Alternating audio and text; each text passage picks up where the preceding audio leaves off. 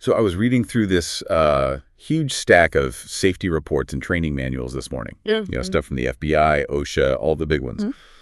And I saw a number in the AVERT report that, it actually made me put my coffee down. Was it the timeline statistic? Exactly.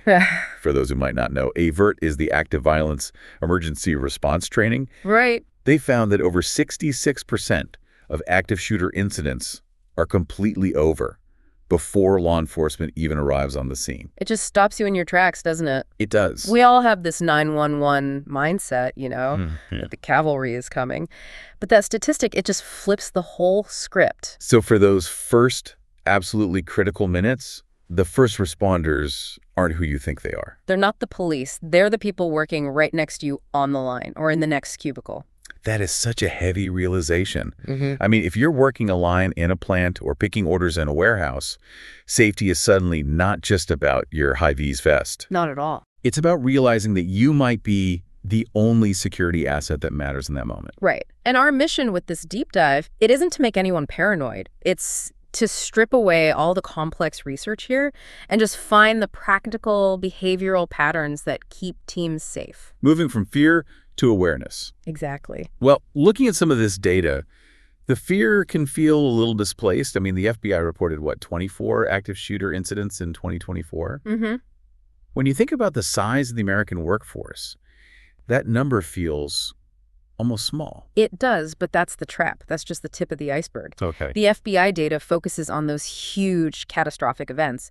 But if you dig into the OSHA stats, we're talking about nearly 2 million American workers being victims of workplace violence every single year. 2 million. So that's the underwater part of the iceberg. That's it. We're all focused on the shooter. But the real culture killer is the daily stuff. The threats, the harassment, the bullying. That's where your safety culture is really tested. And if you tolerate the small stuff... You miss the warning signs for the big stuff. Speaking of warning signs, I was digging into the research from ALERT.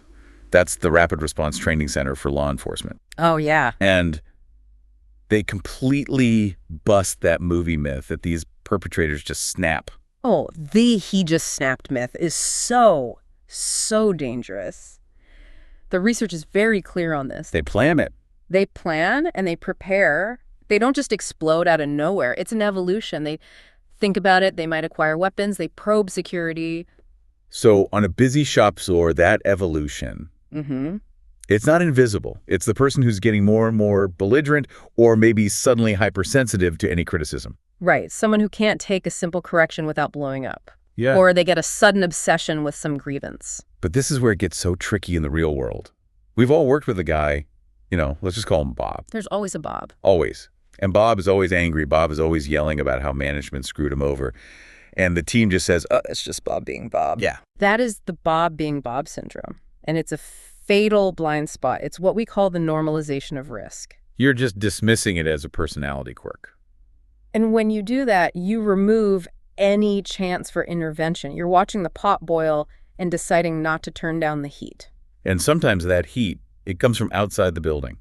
The sources mention type 4 violence. Domestic violence spillover, it happens constantly. Right. And in a warehouse or an office, people don't want to bring it up. They feel like they're gossiping. But if you see a coworker with unexplained injuries or someone who is terrified every time their phone rings, noticing that isn't gossiping, that is safety monitoring. Because that violence can walk right through the front door looking for them. And put everyone else at risk. Now, here's the part of the research that really surprised me. It goes against, I think, every manager's gut instinct. If you have a volatile employee showing these red flags, the immediate reaction is, fire them.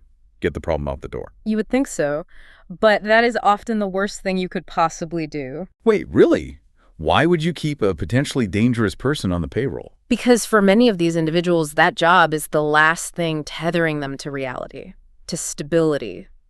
If you fire them without a proper threat assessment, without a plan, you might be removing their very last constraint. You're not solving the problem, you're triggering it. That makes a scary amount of sense. You turn a grievance into a full-blown crisis. Precisely.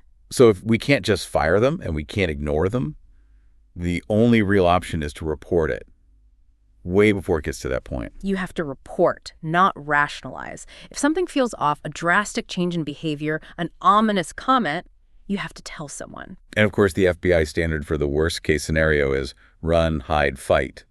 We've all heard it. Yes, and everyone should know that drill. But you have to remember, run, hide, fight is reactive. It's what you do when the system has already failed. Exactly. Prevention is the superior tool. Prevention is using the buddy system, not entering an unsafe area alone. Prevention is speaking up long before things escalate. It really just comes down to a culture of looking out for each other. Safety isn't some binder on a shelf in an office. It's the culture on the floor. It's about breaking that silence. So, I guess this is the question we want to leave you with. If the event is likely over before the police even get there, well, that makes you the most important person in the room. When you walk onto the floor tomorrow, just ask yourself, would you recognize the warning signs? And would you have the courage to actually speak up before that snap happens? That's the question that saves lives.